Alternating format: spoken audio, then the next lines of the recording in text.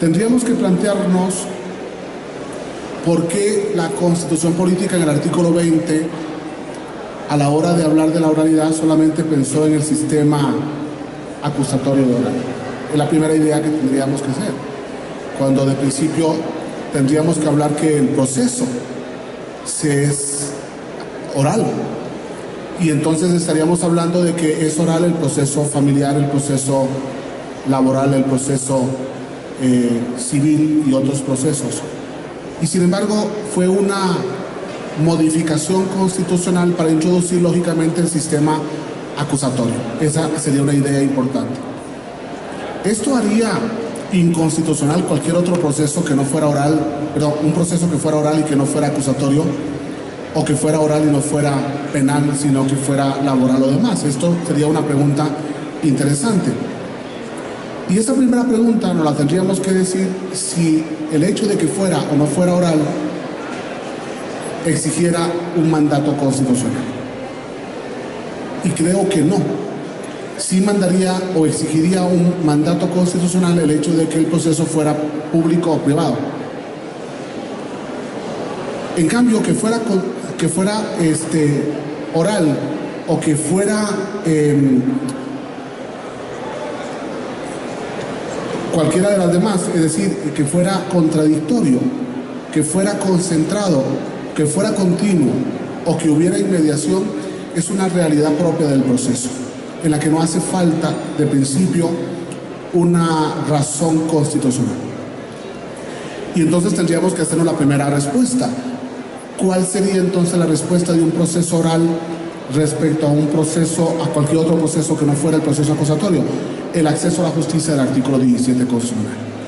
Es decir, la Constitución lo que está diciendo, el mandato que nos está dando es un mandato de acceso a la justicia, y por tanto, si el país o el legislador considera que la mejor forma de acceder a la justicia es la oralidad, por tanto hace bien cuando introduce un proceso oral desde el punto de vista del legislador. Y por tanto, no haría falta una reforma constitucional para que el proceso fuera oral. Esa sería una primera idea. Si nosotros nos vamos a un tratadista importante en materia de argumentación, que sería en este caso Atienza, Atienza nos diría que argumentar es dar razones. Si nosotros nos planteamos el problema de la oralidad, y si esta oralidad significa alguna exigencia mayor para los abogados, tendríamos que irnos a un tema de argumentación. Manuel Atienza nos va a decir que argumentar es dar razones. A mí me gusta mucho más decir que argumentar es descubrir la verdad, más que dar razones, porque podrían ser razones falsas. Me gusta mucho más contradecir a Atienza, decir que argumentar es descubrir la verdad. Es en cierto sentido irnos al primer artículo o al artículo 20, apartado A, fracción primera de la Constitución Política, cuando nos dice que el proceso llevará o va encaminado a la consecución de la verdad, al descubrimiento de la verdad. Es decir, un proceso fallido sería un proceso que no llega al descubrimiento de la verdad. No tener una verdad en un proceso sería un error propio del proceso. Y nos tendríamos entonces que hacer una segunda pregunta. ¿Qué es lo que hace que sea verdad o que se produzca la verdad en el proceso? La prueba. Y entonces, por tanto, tendríamos una segunda pregunta. ¿Y la mejor forma del desahogo de la prueba es la oralidad? De modo que entonces el proceso sea oral para que se logre la verdad a través del desahogo de la prueba. ¿Podemos sostener entonces que argumentar es descubrir las razones de la verdad? Es encontrar la verdad de las razones. Estamos en un país en el que el proceso nos ofrece respuestas y nos ofrece lagunas respecto a esa verdad. El caso Ayotzinapa es un caso en donde se carece de una verdad por el momento, desde el punto de vista de todas las variables propias del proceso mismo. Si nos hiciéramos la pregunta de por qué ha habido 130 personas detenidas en ese caso, no tendríamos la respuesta de por qué las hubo. Pero yo creo que es importante sostener esta realidad de que argumentar es descubrir las razones de la verdad, y es encontrar la verdad de las razones. De modo que entonces cuando nosotros admitimos a un cliente y sometemos a ese cliente a un proceso, el primer objetivo que tendríamos como procesalistas y el primer objetivo que tendríamos como abogados es que se logre la verdad y por tanto el derecho que tiene mi cliente dentro de ese proceso.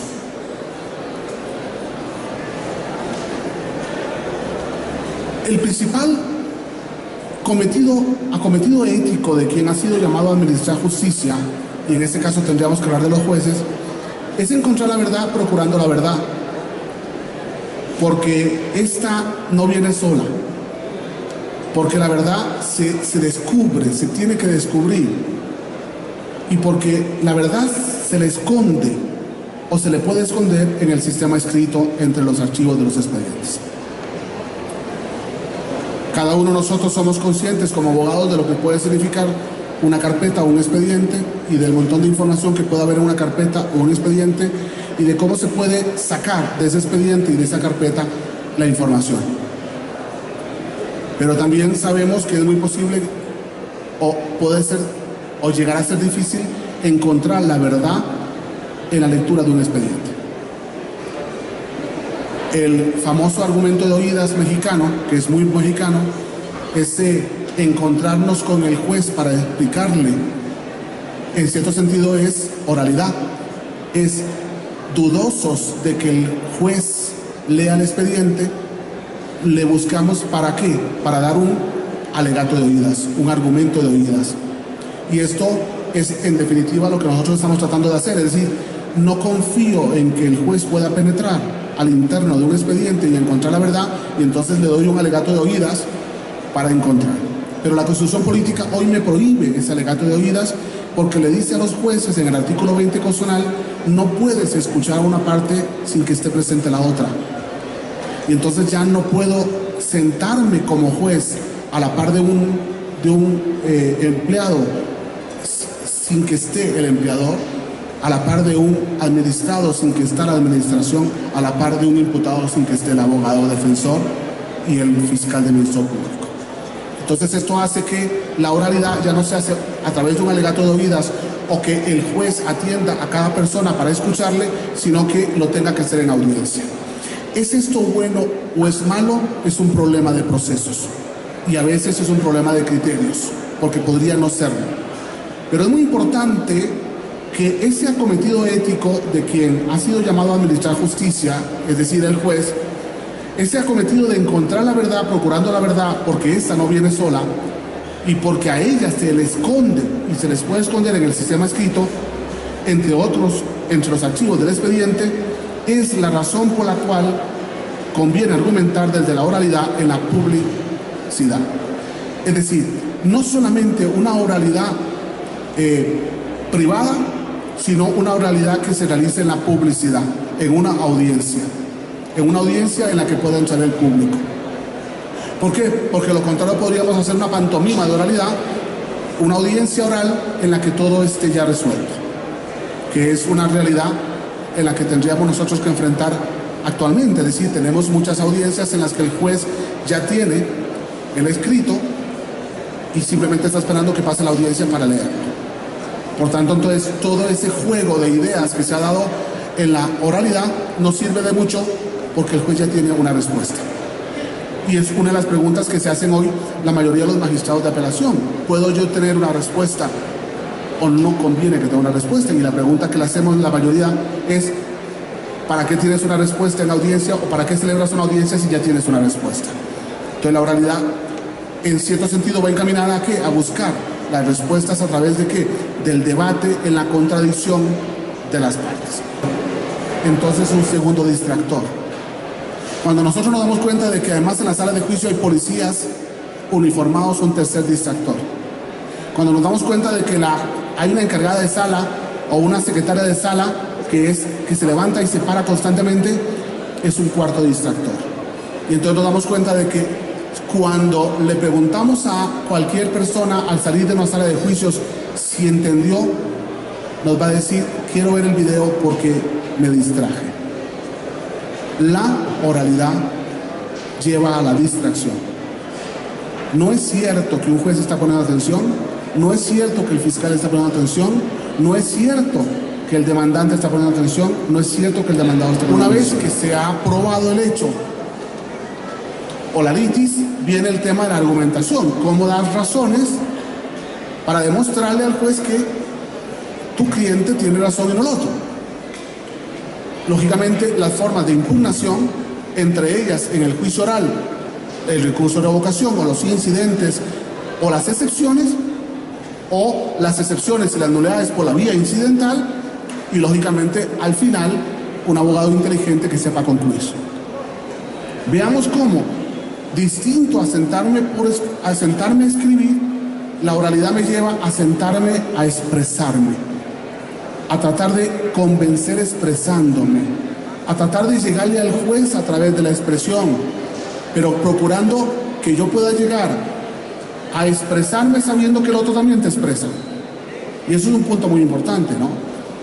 Cuando en mis juicios me gustaba mucho ver cómo los abogados, principalmente las abogadas, se vestían guapas, ¿no?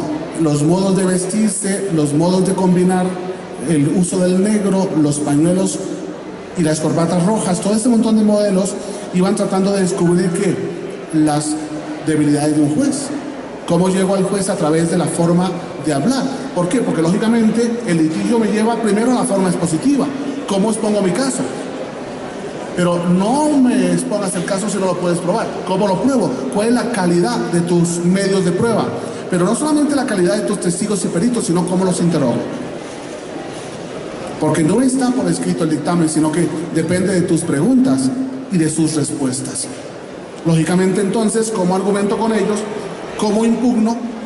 ¿Y cómo concluyo? Desde el punto de vista de las técnicas, la oralidad nos lleva primero a la presentación personal. Es decir, y es una pregunta que conviene hacérsela muchas veces en México, ¿nuestros abogados están preparados físicamente, si pudiéramos llamar así, para enfrentarse a un juicio oral? ¿Se saben poner de pie? ¿O nos ha gustado más quedarnos sentados? Porque sentados descubrimos nuestros tics, nuestros nerviosismos, nuestros complejos, nuestras formas de... Es muy interesante darnos cuenta de que el modelo mexicano de oralidad es un modelo de personas sentadas, de personas que no se ponen de pie, que no caminan por la sala, que no se enfrentan al testigo, que no interrogan. ¿Por qué? Porque hemos asumido un modelo de oralidad pasmado, de gente inhibida, de gente cohibida, de gente acomplejada, que a veces cuando vemos en las pantallas plasmas o cuando vamos a la sala de audiencias vemos que el abogado ni siquiera le levanta la cabeza al juez, ni lo ve a la cara. No vaya a ser que el juez considere que lo estoy cuestionando, y entonces llega un momento en que la oralidad se convierte en ¿qué? En un juego de miedos, de terrores, muy fuerte. Y entonces el juez, para quitarse sus miedos, grita, el defensor baja, el fiscal, el demandado, y entonces nos damos cuenta de que tenemos un juicio oral de abogados acomplejados. Viene la segunda, de abogados que no conocen de memoria la Constitución ni la ley. Y entonces viene una pregunta muy fuerte: ¿qué debo yo hacer para ser un experto en oralidad? Dominar de memoria la ley. No se puede dominar la oralidad buscando un artículo. Te pones nervioso, se te pierde el artículo y al final te das cuenta de que el 176 no era del Código Procesal sino del Código Penal. Por un problema de dominio de la memoria. Y es fuerte decir, el abogado que mejor memoria tiene domina mejor la audiencia oral. La presentación. ¿Cómo se interroga? Es muy interesante ver que la mayoría de los libros que están acá sobre oralidad van a hablar de la teoría de la objeción. ¿Cómo objetar la pregunta? ¿Cómo objetarle al que interroga? ¿Y cómo objetarle al que contrainterroga? Y entonces la pregunta ustedes me la harían: ¿usted enseñaría a objetar las preguntas? Nunca. Desde el punto de vista de una buena teoría de la argumentación, lo que se hace con las preguntas, objetando la pregunta, se refuta la respuesta. Es muy interesante, porque si ampliamos la teoría de la objeción, que es un modelo muy norteamericano, objetamos, ¿para qué? Para cuidar al jurado, para que el jurado no se contamine, para que el jurado no escuche una pregunta equívoca. Por eso objetamos la pregunta. Es decir, no queremos que se filtre una mala información en el modelo sajón, no queremos que se infiltre una mala información a un jurado de ciudadanos. No es un jurado de peritos, es un jurado de ciudadanos. Y como los ciudadanos podrían perfectamente decir culpable o no culpable, ¿es cierto o no es cierto? Entonces, procuramos irnos contra la pregunta, no contra la respuesta. Es de modo, en el sistema sajón, si la persona ya respondió, ya se contaminó el jurado. En el modelo continental, no nos preocupa la pregunta y no nos preocupa objetar la pregunta, ni nos importan las técnicas de objeción de las preguntas, sino las técnicas de refutación de las respuestas. Por eso el modelo continental, el modelo italiano, el modelo alemán es un modelo más de abogados expertos en la refutación, es decir, en modelos de argumentación jurídica. Cuando la pregunta ha sido, por ejemplo, insidiosa, o cuando la pregunta ha sido argumentativa, cuando la pregunta ha sido conclusiva, el abogado experto deja que el testigo responda a la pregunta, se para de nuevo y refuta con preguntas argumentativas. De modo que entonces limpia el error a través de la argumentación. Eso es muy importante desde el punto de vista del interrogatorio. Claro, ¿qué pasa si nosotros nos pasamos 10 años dando técnicas de interrogatorio al modelo sajón para un jurado de ciudadanos? Estamos enseñando una mala oralidad. Peor todavía, llevamos 10 años aprendiendo una mala oralidad. Porque no es una oralidad procesal, sino que es una técnica de oralidad. Es decir, no es un derecho procesal argumentativo, sino que es un derecho procesal de técnicas de litigio. Y uno de los grandes errores, si nosotros pudiéramos decir por qué hoy es un error el modelo mexicano, es porque hemos asumido un modelo oral de técnicas de litigio. Y nosotros tiene que sonarnos que el concepto de técnica de litigio es propio de jurados y no de jueces. ¿Qué es lo que encontramos nosotros en nuestras salas de audiencias? Jueces peritos, jueces cada vez más peritos, jueces cada vez más expertos, o tribunales de juicio, de jueces o de magistrados que tienen la capacidad de entender el derecho y que no se dejan llevar por si la pregunta fue o no fue argumentativa o no argumentativa. Es lógico entonces que influye mucho la oratoria como capacidad de persuasión. ¿Como capacidad de qué? Es muy simpático a veces plantearnos el tema de la argumentación desde el punto de vista de qué es la argumentación. Hay un autor que dice, la argumentación como persuasión es logos, convencer con argumentos eficaces. Patos, conseguir que los oyentes se abran a esos argumentos, lo que se llama patos, empatía. Y etos, convencer porque el hablante irradia autoridad y credibilidad. Vea qué interesante cuando nosotros vemos las técnicas de la persuasión en el modelo mexicano. Logos, convencer con argumentos eficaces. ¿Cuáles son los dos argumentos más eficaces mexicanos? La ley y la jurisprudencia. Una ley que es obligatoria y una jurisprudencia que es obligatoria. Patos, conseguir que los oyentes se abran a estos argumentos. ¿Puede una persona o un juez contradecir una tesis jurisprudencial? Etos, convencer porque el hablante irradia autoridad y credibilidad. ¿Cuándo un hablante irradia autoridad y credibilidad? Cuando cita la ley, cuando cita la Constitución, cuando hoy en control difuso de constitucionalidad o control difuso de convencionalidad cita la Constitución o los tratados internacionales, y cuando cita, lógicamente, la jurisprudencia correspondiente. Es muy interesante al darnos cuenta de que entonces, claro que hay un cambio total de un abogado en la oralidad. ¿Por qué? Porque en esa oralidad, el abogado, ¿qué le ocurre? En esa oralidad, el abogado está solo. No tiene a quién consultar. No tiene ese grupo de abogados que se reúnen en una junta para tratar de establecer el caso, analizar el caso y ver cómo lo resuelven. No, una vez que Él entra y se sienta en una sala de juicios y entra un juez o un tribunal de juicios, está solo. Aún cuando tenga tres a la par, está solo. Porque él tiene que tomar las decisiones y plantear las decisiones y convencer con esas decisiones. Eso es muy importante. Por eso la oratoria exige de la retórica y la retórica del debate. ¿Cuál es el problema? Pongámoslo en el ejemplo del derecho penal. Cuando el defensor le hace una pregunta inteligente al imputado con el cual se pone a llorar y demuestra que es inocente. Que al otro lado hay un fiscal que también es muy hábil para burlarse de esas lágrimas y un asesor jurídico a la vez. El problema no es tanto cuánto logro yo. El problema no es como haría una mala empleada que lava la casa, como barre la casa y mete todo debajo de la alfombra. El problema es cuando alguien levanta la alfombra y se encuentra que toda la basura está abajo de ella. El problema es que la oratoria y la retórica exige también el dominio del debate y darnos cuenta de cuántas veces la contraparte está entendiendo perfectamente las malas intenciones que está detrás de una mala pregunta o de una pregunta insidiosa o una pregunta argumentativa. Por eso es muy importante controlar también la interpretación de la ley. Cómo le das una mejor interpretación, cómo convences con esa interpretación y cómo logras convencer, ¿no? Pensemos nosotros en ese momento en materia penal el problema de la prisión preventiva oficiosa.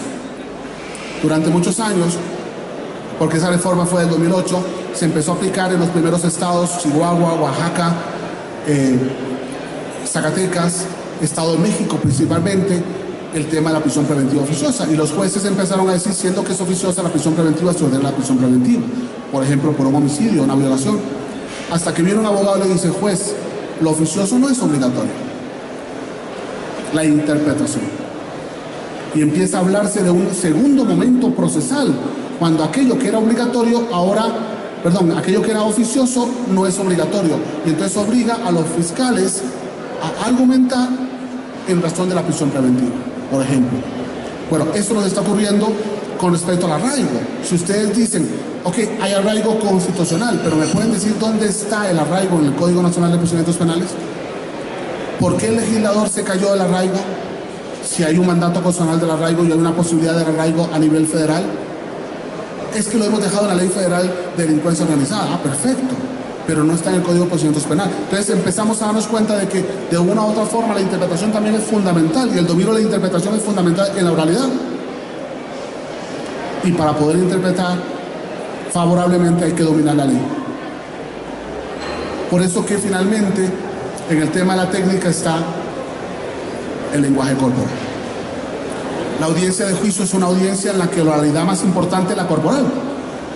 Si nosotros tenemos a fiscales, pongo un ejemplo de derecho penal, si tenemos a fiscales sentados y a defensores sentados, tenemos fiscales y defensores que no saben manejar el lenguaje corporal, que no saben presionar a los testigos y por tanto atraer el lenguaje corporal, sino simplemente que están haciendo preguntas como las podríamos hacer detrás de un micrófono o detrás de una cámara. Uno de los grandes errores de la audiencia de hoy es una audiencia tremendamente pasiva de personas sentadas. Y esto es un tema que tenemos que pensarlo muy bien. ¿En qué momento decidimos nosotros que las audiencias nuestras son audiencias de sujetos sentados? ¿En qué momento consideramos que el juez puede prohibirle a una persona ponerse de pie? ¿Por qué? Porque le estaría impidiendo el desahogo de la prueba a través de uno de los lenguajes más importantes de la oralidad, que es el lenguaje corporal. El hecho de que un abogado haga llorar a un testigo falso, el hecho de que un abogado haga llorar en la falsedad de una víctima, el hecho de que un abogado haga llorar a un imputado, son realidades propias de un lenguaje que tiene su forma importante de ser. Por eso me gusta mucho cuando ustedes puedan leer en Jordi Neva Fenol, cuando dice, cuidado, no es posible entender la oralidad y entre la oralidad el interrogatorio de testigos si no se entiende lo que es la psicología del testimonio. Si no logramos entender detrás de cada testigo un tema psicológico fundamental, cuando no logramos entender que detrás de un interrogatorio hay toda una expresión psicológica del testigo. Y ese litigio que está rodeado de técnicas nos lleva también a las formas de estrategia. Cuando nosotros como abogados estamos en un juicio laboral, en el juicio de desahogo de pruebas, tenemos que plantearnos ¿por qué estamos en juicio? Y la única respuesta que nos podemos hacer desde la oralidad es porque hay controversia. Porque si no hubiera controversia no tendría que haber juicio. Por eso, la principal estrategia de un buen abogado es la gestión. ¿En qué momento de las etapas de un proceso gestiono? ¿En qué momento en esa gestión me voy a la conciliación, a la mediación, a las formas alternativas? ¿Y por qué, o al revés, por qué voy a mantener la posición de mi cliente e ir a juicio para probar algo que ya no podía probarse y que tendría que haberse negociado a través de la gestión? Por eso, este lugar es un lugar fundamental para hacerle ver a los abogados que el juicio oral o la audiencia oral es en cierto sentido, para muchos casos, un proceso tardío, una solución tardía del conflicto. ¿Por qué? Porque el sistema, y en concreto el sistema desde el artículo 17, nos está dando uno de los principios más importantes de la oralidad, que es la alternatividad, la forma alternativa de solución de controversias. No vayas a juicio, al desahogo de la prueba, a enfrentar a un tribunal, a un juez, a enfrentar a la contraparte cuando tienes un caso que no hay conflicto. Cuando el único o la única razón de conflicto eres tú, abogado. Cuando eres tú el que asumes un conflicto y lo llevas a juicio haciendo que tu cliente pierda en una oralidad que te trae, que te destroza personalmente, pero que además te lleva a perder el caso. ¿Por qué? Porque no había conflicto, porque ya estaba perdido por tu cliente o se podía resolver a través de una forma de gestión. Por eso, si ustedes lo ven, dicen, ¿qué es lo que yo tengo que aprender ahora en un sistema de oralidad? Un sistema de gestión. ¿Qué capacidad tienes de gestionar el proceso en el momento procesal en que tienes que gestionar y no dejarlo para juicio? Lógicamente, entonces, la posibilidad o no de persecución y los modos de negociación. Es decir, no tengo solamente que enfrentarme a las formas alternativas o a los modos de interrogatorio para ganar un juicio en la oralidad, sino la oralidad que tengo que utilizar en una sala de conciliación, en una sala de mediación, en una mediación. Hay sistemas que no están permitiendo que hayan abogados en la mediación y la conciliación, cosa que es buena. ¿Por qué? Porque a veces los abogados no somos buenos mediadores y conciliadores, pero hay sistemas que necesitan de un abogado en la conciliación y en la mediación. Eso depende de lo que se esté mediando y sobre lo que se esté conciliando. Y esto nos lleva a los abogados a darnos cuenta de que si somos abogados que solucionamos conflictos, entonces el litigio como estrategia nos tiene que llevar a la gestión, y la gestión nos tiene que llevar a dominar la oralidad, no del juicio oral, no del interrogatorio de testigos, sino de la negociación en las formas alternativas. Y esto sería quizás la parte más importante de un proceso. Eso hace que entonces el proceso se nos divide en dos. Un proceso de litigio con técnicas de litigio para juicio y un proceso de estrategia con técnicas de gestión para la solución del conflicto. Y ahí es donde entonces la oralidad nos daría una respuesta. ¿Qué requiere un abogado para la oralidad? 1. Conocimiento de la ley. 2. Dominio de la jurisprudencia. 3. Capacidad de interrogar el litigio o capacidad de gestión en las estrategias. Lograr impactos en la oratoria, en la retórica, en el debate. Dominar el lenguaje corporal. Dominar la ley para la interpretación. Dar la mejor respuesta sobre la ley a un juez o a las partes o a las contrapartes. Y si fuera necesario entonces, si no hay litigio, resolver el conflicto previo a través de las formas de negociación. Muchas gracias.